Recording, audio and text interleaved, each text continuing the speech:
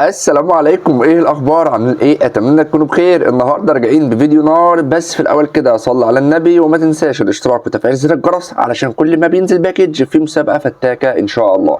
واخيرا كده لايكك وكومنتك، ويلا بينا على الفيديو.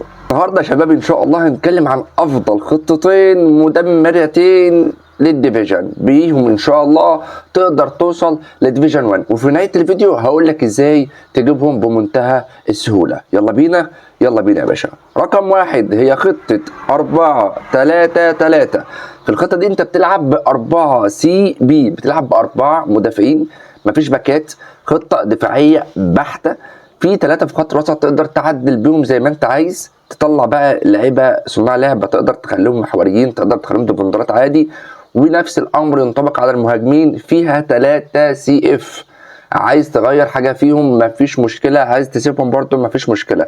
فبكده الخطه ديت هي افضل خطه في سيزون 2026 باكتساح. زي ما انتم شايفينها ابطال، دفاعيا ممتازه، وسط فيه ترابط كبير قوي، وهجوميا اكتساح. مفيش بعد كده وصف بعون الله. الخطة اللي بعد كده وهي خطة 5-2-3، مفيش بعد كده للناس اللي بتلعب بقى مرتدات حاجة وهم الوهم. انت هنا بتلعب ب5 مدافعين على نفس الخط تقريبا، عندك جزء لعيبة في الوسط فقط. عايز تخليهم بقى لعيبة جنب بعض زي كده ماشي، عايز تخليهم فوق بعض ماشي، واحد تحت يمة الدفاع واحد قدام يمة الهجوم، مفيش اي مشكله خالص.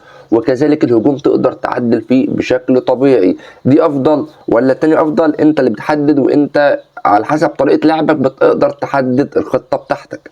ده بالنسبه لاول نقطه. تاني نقطه، ازاي تجيبهم بقى او ازاي نحصل عليهم؟ ببساطه شديده جدا، هتنزل تحت في الديسكريبشن هتلاقي لينك الستور بتاعي، بتعمل انضمام هناك هتلاقي ازاي تجيبهم بسهوله جدا. بس يا جماعه ده كان الفيديو ببساطه، وفيديو على السريع بحيث ان انا اعرفكم النقطتين دول فقط. وفعل زر الجرس عشان الايام اللي جايه في اكتساح بالفيديوهات ان شاء الله. انا بشكركم، سلام عليكم.